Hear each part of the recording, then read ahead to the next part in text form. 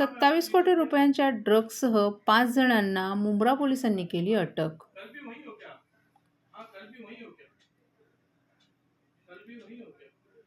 23 gram MD ड्रग्जच्या आरोपींचं मोठं रहस्य उलगडण्यात मुंब्रा पोलिसांना यश आले. 27 कोटी रुपयांच्या ड्रग्जसह 5 जणांना मुंब्रा पोलिसांनी अटक केली आहे.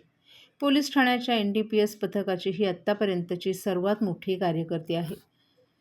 एमडी ड्रग्ज विक्रेत्यांचं आंतरराज्य रॅकेट उघडकीस आलं असून या आरोपींच्या ताब्यातून 27,21,70,750 रुपये किमतीचे 13 किलोग्रॅम 629 ग्रॅम मेफेड्रीन ड्रग्ज जप्त करण्यात आला आहे. ठाणे शहरातील मुंब्रा पोलीस ठाण्याचे वरिष्ठ पोलीस अधिकारी अनिल शिंदे यांच्या नेतृत्वाखालील NDPS पथकातील अधिकारी आणि कर्मचाऱ्यांना एक तरुण ड्रग्ज विकण्यासाठी येणार असल्याची गुप्त माहिती मिळाली होती.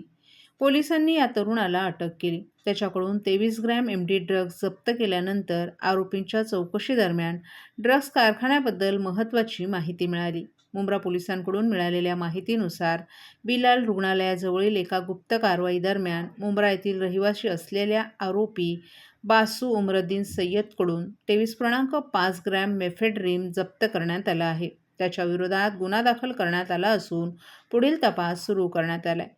तपासादरम्यान आरोपींनी विश्वासार्ह माहिती दिली. 2 लोक मध्य प्रदेशातून एमडी विकण्यासाठी येणार होते. त्यानंतरच्या कारवाईत मध्य प्रदेशातील रहिवासी रामसिंग अमरसिंग गुर्जर आणि मध्य प्रदेशातील रहिवासी कैलाश शंभूलाल बलाई यांना अटक करण्यात आली आहे आणि त्यांच्याकडून 3 किलो 515 ग्रॅम मेफेड्रीन जप्त करण्यात आले.